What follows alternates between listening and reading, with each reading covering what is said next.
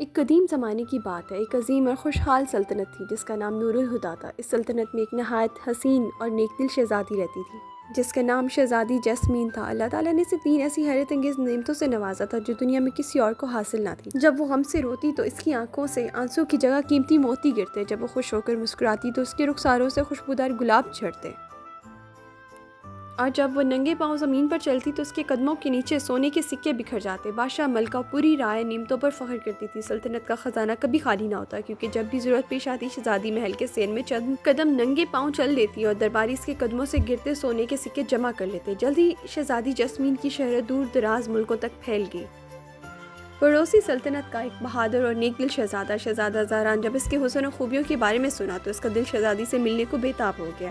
اس نے اپنے والد سے اس نیک سیرت شہزادی سے شادی کی اجازت مانگی اور اجازت مل بھی گئی، مگر قسمت کو کچھ اور ہی منظور تھا۔ شادی کی تیاریاں جاری تھی کہ اچانک ایک خوفناک جنگ چھڑ گئی۔ شہزادہ زاران کو میدان جنگ میں جانا پڑا۔ وہ بہادری سے دشمن کا مقابلہ کرنے لگا۔ اسی دوران ملکہ کی ایک خاص خادمہ نے بادشاہ ملکہ کو مشورہ دیا کہ وہ شہزادی کو محل بلا لیا جائے تاکہ شہزادہ واپسی پر اسے یہیں پائے۔ بادشاہ اور ملکہ نے فوراً یہ تجویز قبول کر لی اور اسی خادمہ کو پیغام لے کر بھیج دیا، مگر کسی کو خبر نہ تھی کہ وہ خادمہ دراصل ایک مکار جادوگرنی تھی۔ اس کا دل حسد سے بھرا تھا۔ وہ چاہتی تھی کہ اس کی اپنی بدصورت بد اخلاق بیٹی کی شادی شہزادہ زاران سے ہو جائے۔ جادوگرنی نے شہزادی کے محل پہنچ کر شہزادی کی تصویر دکھائی۔ شہزادی نے تصویر دیکھ کر مسکرا کر کہا، اگر شہزادہ واقعی اتنا ہی نیک ہے جتنا دکھائی دیتا ہے تو میں اس رشتے کے لیے تیار ہوں۔ والدین خوشی سے راضی ہو گئے اور سفر کی تیاریاں شروع ہو گئیں۔ روانگی سے پہلے شہزادی نے محل کے صحن میں 3 بار ننگے پاؤں چکر لگائے تاکہ غریب لوگ اس کے قدموں سے گرتا سونا جمع کر سکے۔ پھر قافلہ روانہ ہوا۔ سفر کے دوران اچانک آسمان پر سیاہ بادل چھا گئے، تیز آندھی اور اندھیرا چھا گیا۔ اس اندھیرے کا فائدہ اٹھاتے ہوئے جادوگرنی اور اس کی بیٹی نے شہزادی پر حملہ کر دیا۔ شہزادی کے آنسو موتی کی صورت بہنے لگے، مگر ظالموں نے اسے دھکا دے کر راستے میں چھوڑ دیا اور اس کی جگہ اپنی بیٹی کو لے کر شہزادہ زاران کے محل پہنچ گئی۔ ادھر بے بس شہزادی سڑک کنارے اپنی قسمت پر رو رہی تھی۔ کچھ دیر بعد 2 لالچی مسافر وہاں سے گزرے۔ انہوں نے سونے کے سکوں کی آواز سنی اور شہزادی کو زبردستی چلنے پر مجبور کیا تاکہ سونا جمع کرتے رہیں۔ آخرکار شہزادی بے ہوش ہو گئی اور وہ ڈر کے اسے وہیں چھوڑ کر بھاگ گئے۔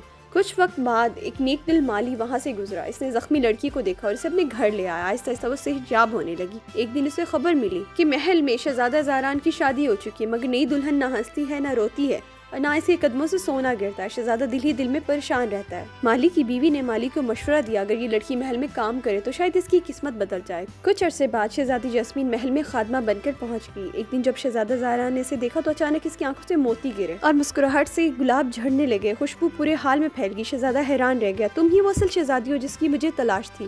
شہزادی نے ساری حقیقت بتا دی۔ جادوگرنی اور اس کی بیٹی کو سزا دی اور سچائی سامنے آ گئی۔ آخرکار شہزادہ زاران نے اپنی اصل شہزادی جیسمین سے شادی کر لی۔ سلطنت خوشیوں سے بھر گئی اور لوگ کہتے ہیں کہ آج بھی جب کہیں اچانک گلاب کی خوشبو پھیلتی ہے تو سمجھ لو کہ شہزادی جیسمین مسکرا رہی ہے۔